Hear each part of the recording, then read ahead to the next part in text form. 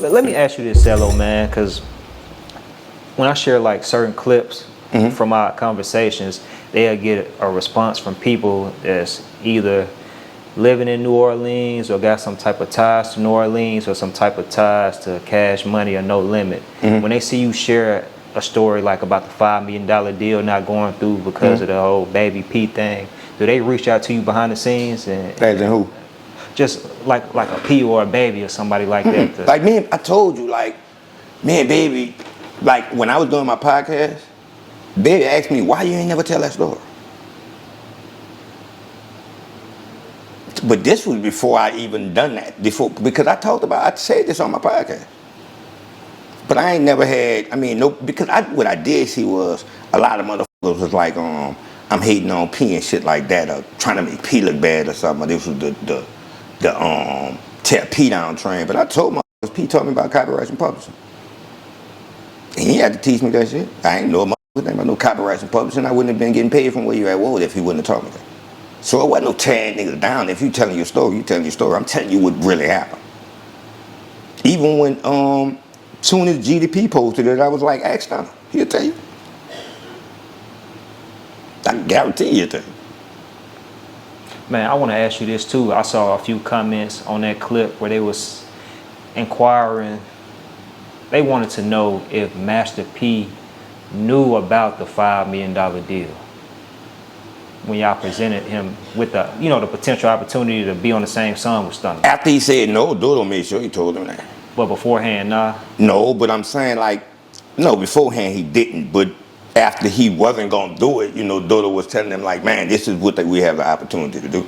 But P always was on us like that. And P was telling us from jump, like, just go back to priority, stay with priority. Before we even left priority, P was like, stay with priority. Because even when I went to put out a second single, he was like, don't worry about no second single, get another check. And in the sense of it, he was right though.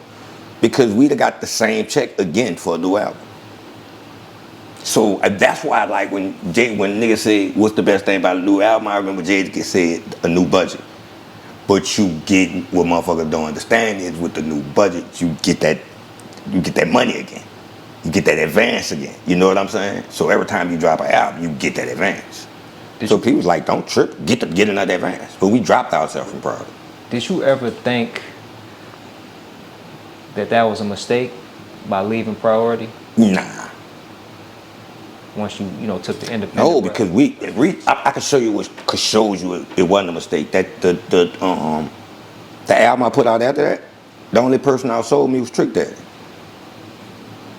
That's the only for independent albums, I was the second. That's why a lot of people don't know how many albums I sold. Like I was the second. The only person, remember when Trick Daddy came out with I'm a Thug? That's the same year I came out with my second album. He got the major. He the only person that outsold me independently. Check the stats, they show you. Oh, that was independent? Yeah, it was Trick Daddy. Mm-hmm. Oh, okay. Let me correct that. Like the Slip and Slide, I think it was on Slip and Slide or something, yeah. Oh, okay. So like I ain't never thought that I would know. And then you gotta think like, as in with that album, like we was about to do so much, but Doe got killed the week before the album dropped. So we didn't like that. No, he got killed a week before I was supposed to go on the promo tour. So, like during that time, you do promo tours and all this kind of shit. So that's why album was selling like crazy. Like we doing promo tours, going everywhere. Like it's just going to radio stations and shit like that. Like remember I told you after I shot Where You At Woody, I jumped on the bus, did a promo tour. The buses was sitting out there waiting for me. Yeah, he was on tour, man, for some months. 30 days. Oh, 30, like 30. That was with C Murder? That's a different one. Okay. Yeah. You said T Murder took you on your first. T Murder took me on. That was paid tours. T Murder took me on my first paid tour. Oh, so promo. Yeah, I was getting money.